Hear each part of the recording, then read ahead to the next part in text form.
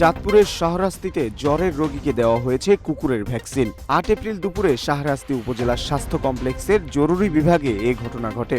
খোঁজ নিয়ে জানা গেছে, ওই দিন কচুয়া উপজেলার আশরাফপুর গ্রামের ইমরান হোসেন তার ৫ বছরের সন্তান আলিফাকে জ্বরের রোগী হিসেবে জরুরি বিভাগে চিকিৎসা সেবা নিতে আসেন। এই সময় হাসপাতালের জরুরি বিভাগে শাহরাস্তি উপজেলার আহমদনগর গ্রামের রুবেল তার ১৪ বছরের সন্তান নাজমুলকে কুকুরের কামড়ের রোগী হিসেবে চিকিৎসা নিতে আসেন।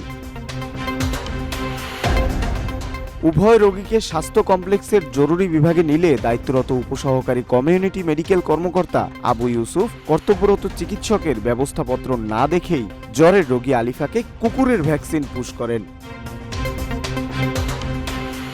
এ ব্যাপারে উপসহকারী কমিউনিটি মেডিকেল কর্মকর্তা আবু ইউসুফ বলেন, একই সময়ে ওই দুই রোগী সেবা নিতে আসে। ভুলবশত জ্বরে আক্রান্ত রোগীকে কুকুরের ভ্যাকসিন দেওয়া হয়েছে, তবে এতে রোগীর কোনো সমস্যা নেই। আমি অনাকাঙ্ক্ষিত ভুলের জন্য দুঃখ প্রকাশ করছি।